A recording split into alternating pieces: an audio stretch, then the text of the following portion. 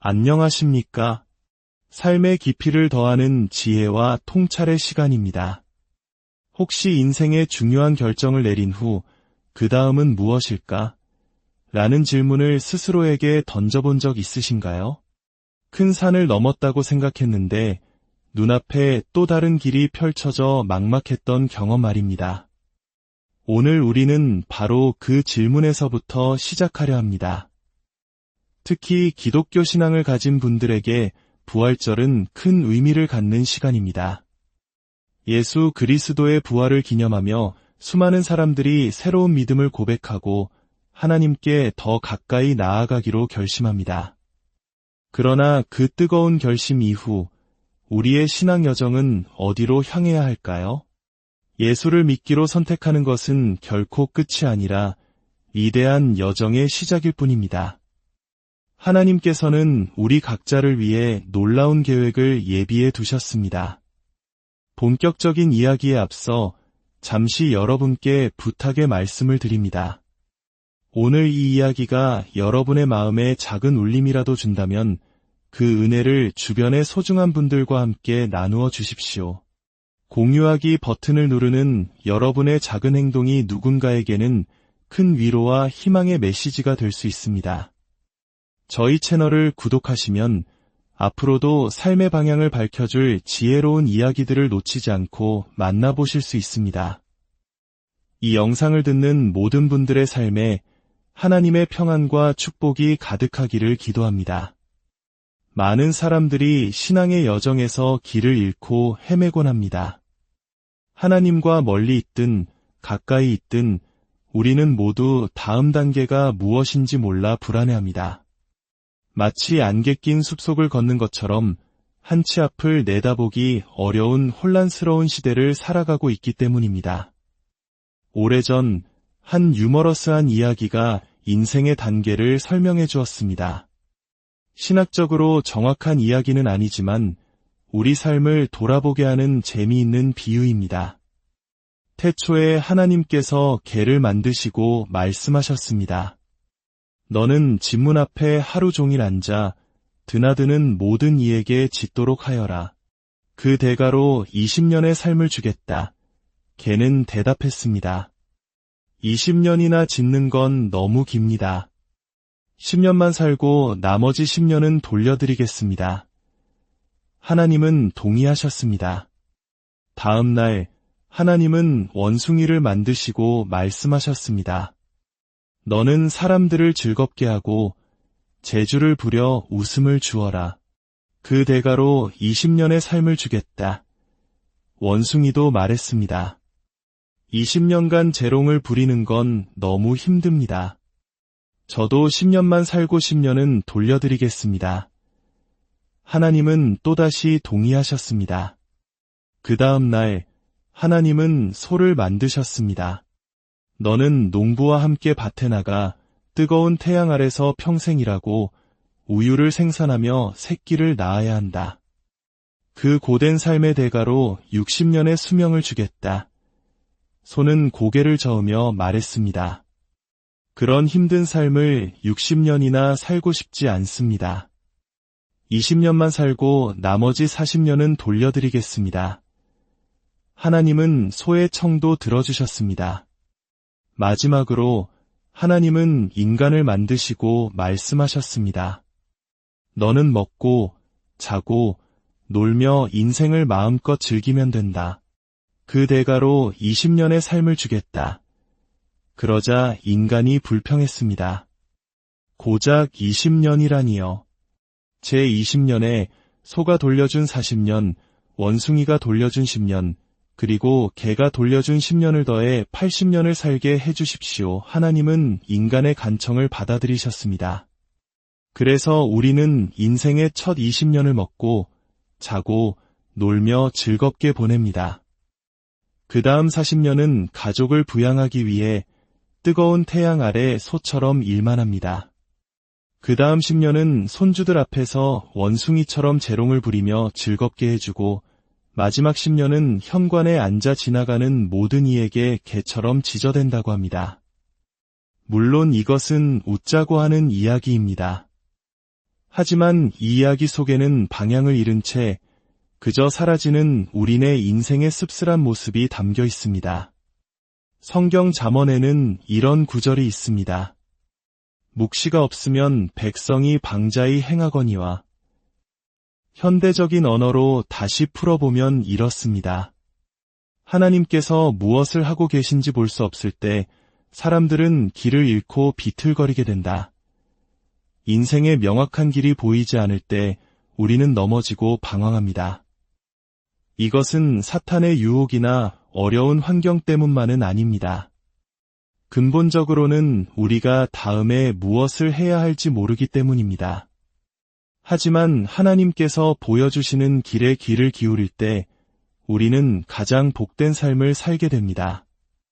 하나님께서 우리를 위해 예비하신 인생의 비전을 알지 못하면 우리는 세상이 제시하는 가짜 비전에 안주하게 될 위험에 처합니다. 사탄은 전혀 다른 계획을 보여주는 것이 아니라 하나님의 계획과 아주 흡사해 보이는 모조품을 제시합니다. 그 모조품은 대략 이렇습니다. 나 자신을 알리고 명성을 얻고 나만의 플랫폼을 만들어 돈을 벌어라, 즉 인생의 중심을 나에게 두는 것입니다. SNS 시대의 많은 사람들이 더 많은 좋아요와 팔로워를 얻기 위해 애쓰는 모습이 바로 그 증거입니다.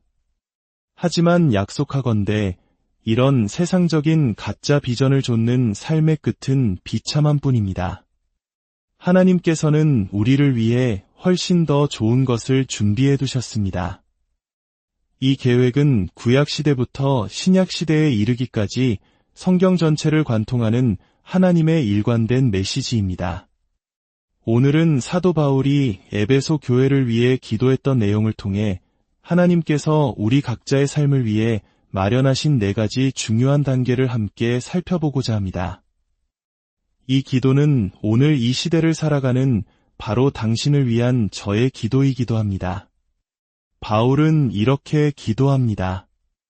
우리 주 예수 그리스도의 하나님, 영광의 아버지께서 지혜와 계시의 영을 여러분에게 주사 하나님을 알게 하시고, 이것은 단순히 머리로 아는 지식이 아닙니다.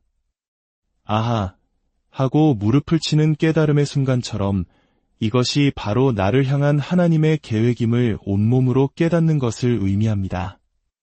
그 계획의 첫 번째 단계는 바로 이것입니다. 첫 번째 단계, 하나님 알기. 우리는 종교가 아닌 인격적인 관계 속에서 하나님을 알아가야 합니다. 많은 사람들이 저처럼 교회 안에서 자라면서도 하나님을 제대로 알지 못합니다. 저는 어릴 때 기독교의 목표가 그저 교회에 출석하고 하나님의 비위를 맞추는 것이라 생각했습니다.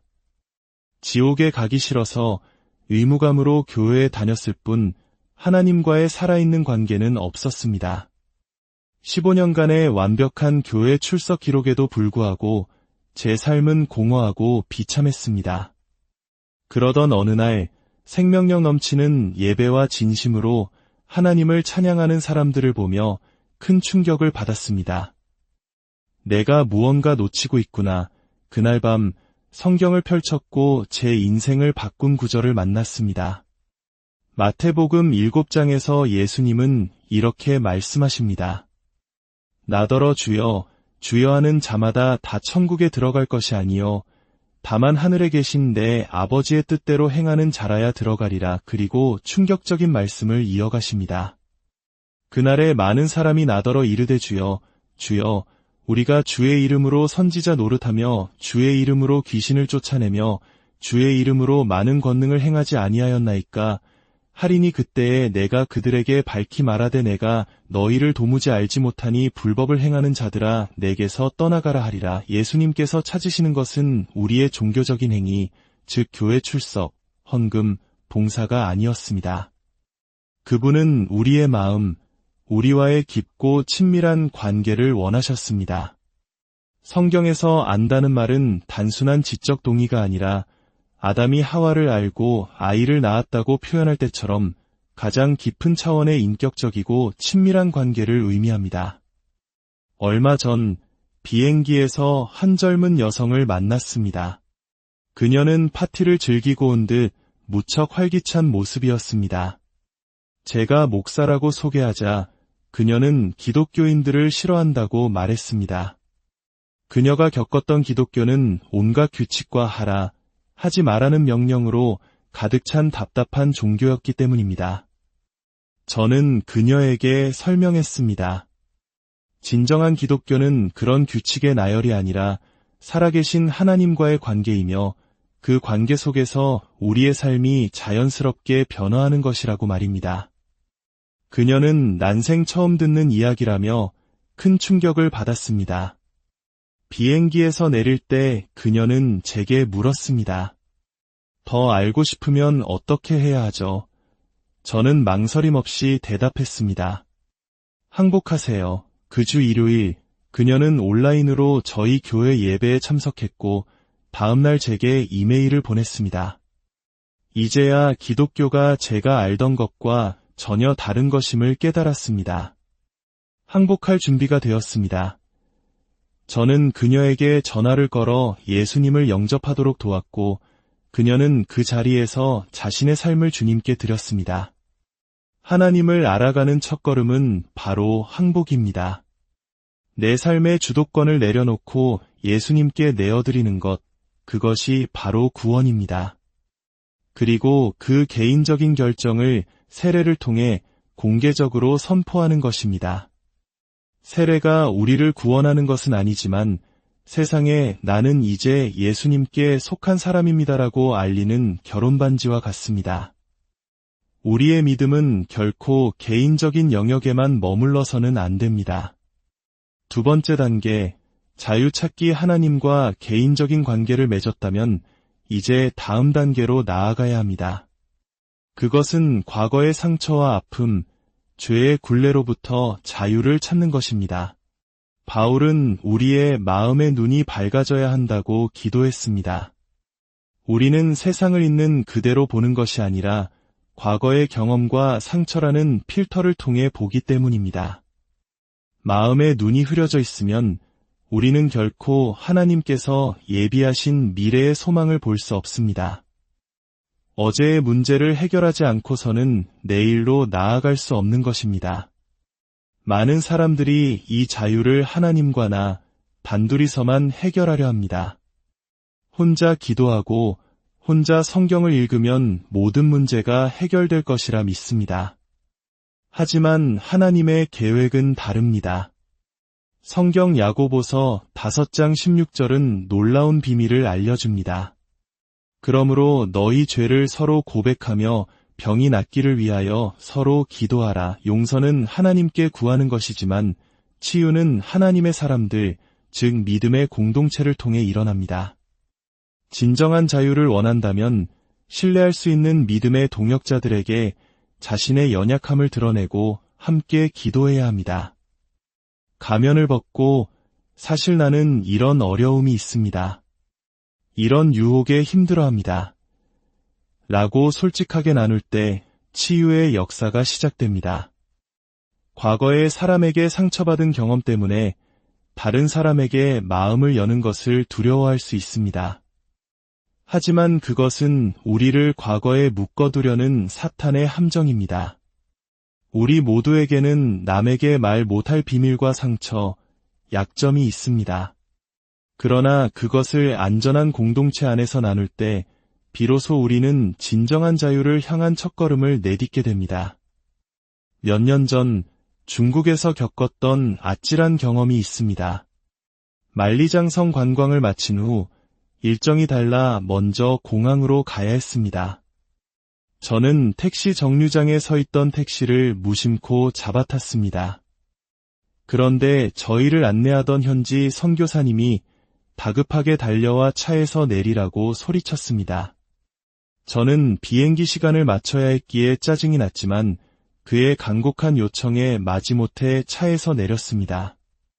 그가 말했습니다. 목사님, 그건 가짜 택시입니다.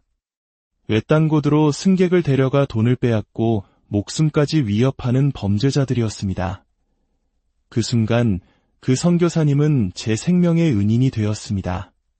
그는 제가 볼 수 없었던 위험, 제 삶의 사각지대를 봐주었던 것입니다. 우리 모두에게는 이런 사각지대가 있습니다. 나 혼자서는 결코 볼 수 없는 연약한 부분들이 있습니다.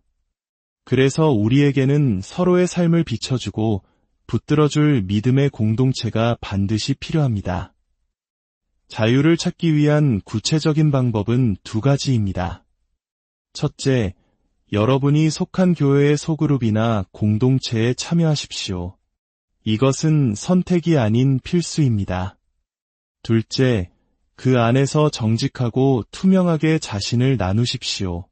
가면을 벗고 진실된 관계를 맺을 때 여러분은 놀라운 자유를 경험하게 될 것입니다. 세 번째 단계, 목적 발견하기. 과거로부터 자유를 찾으면 마치 더러워진 안경을 닦아낸 것처럼 세상이 선명하게 보이기 시작합니다. 그때 비로소 우리는 우리 삶을 향한 하나님의 목적을 발견할 수 있게 됩니다. 이 자리에 계신 모든 분들에게 기쁜 소식을 전합니다. 하나님께서는 여러분 한 사람 한 사람을 위해 의미 있고 중요한 목적을 계획해 두셨습니다. 절대로 내 인생은 보잘것없어라는 사탄의 거짓말에 속지 마십시오. 여러분은 하나님의 거대한 퍼즐에 없어서는 안 될 소중한 한 조각입니다. 성경은 말합니다. 내 형질이 이루어지기 전에 주의 눈이 보셨으며 나를 위하여 정한 날이 하루도 되기 전에 주의 책에 다 기록이 되었나이다. 또한 에베소서 2장 10절은 이렇게 선포합니다.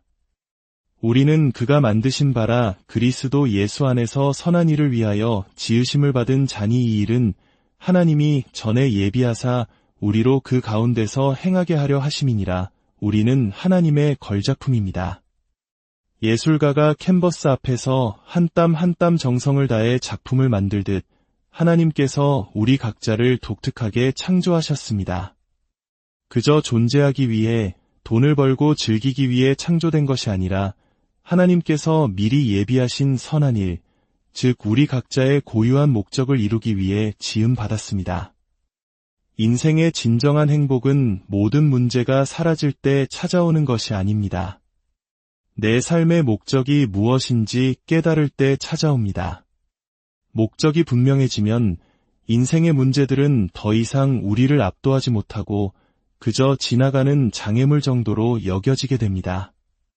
플로리다의 한 경견장의 이야기입니다.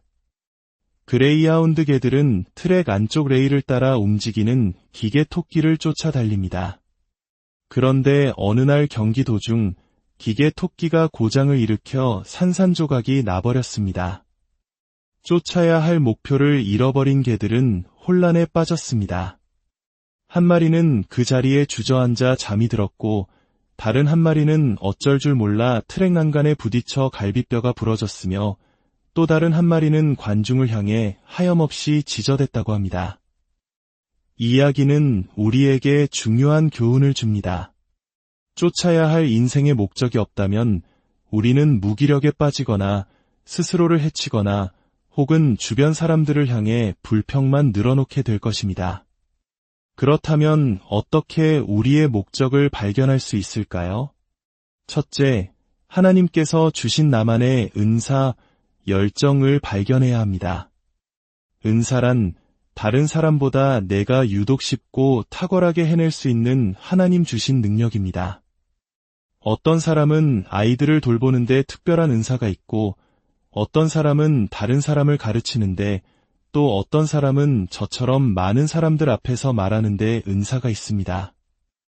여러분이 속한 교회의 성장 과정이나 교육 프로그램에 참여하여 자신의 은사를 발견하고 개발하십시오.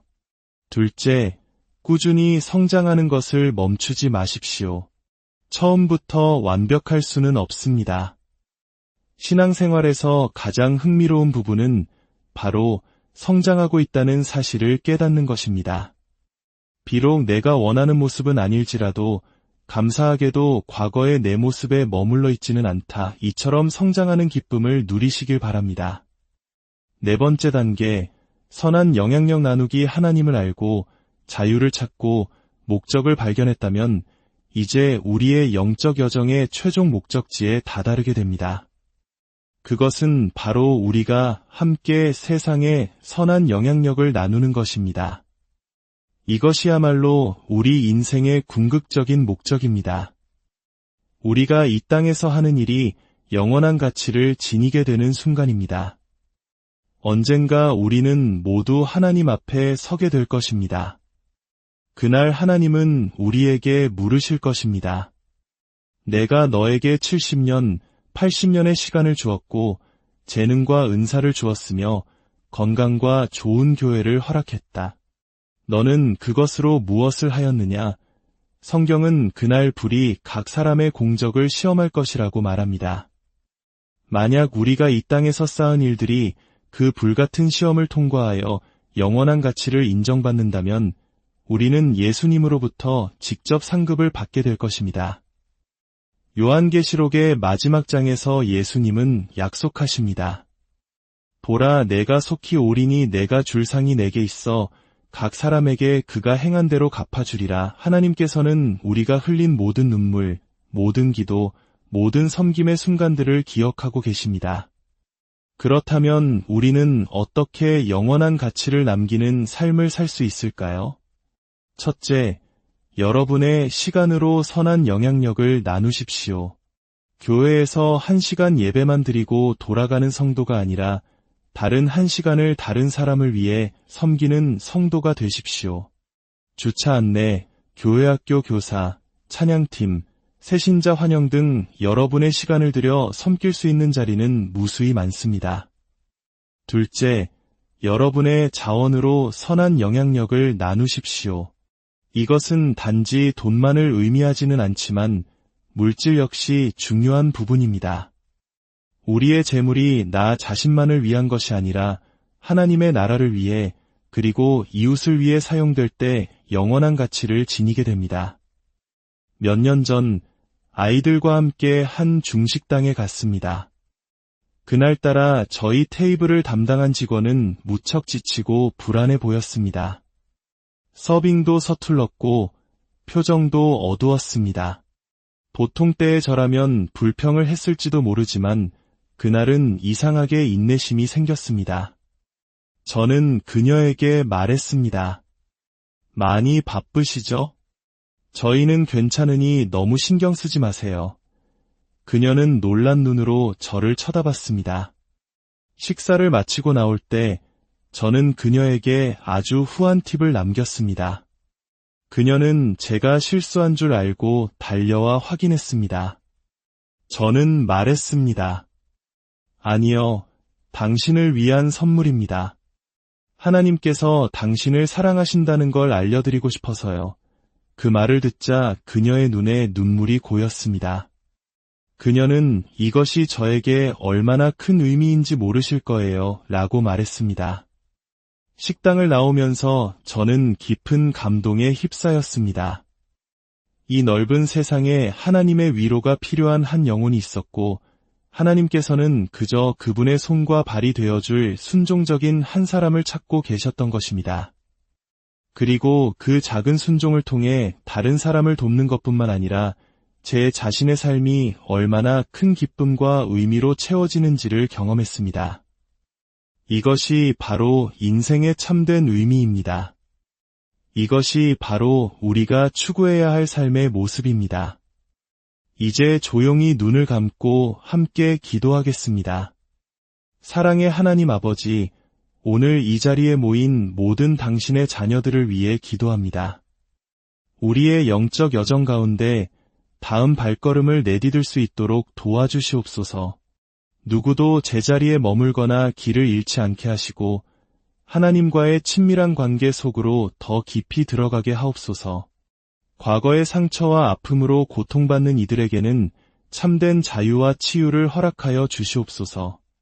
우리 각자를 향한 하나님의 놀라운 목적을 깨닫게 하시고 우리의 시간과 재능과 자원을 사용하여 세상에 선한 영향력을 나누는 복된 삶을 살게 하여 주시옵소서.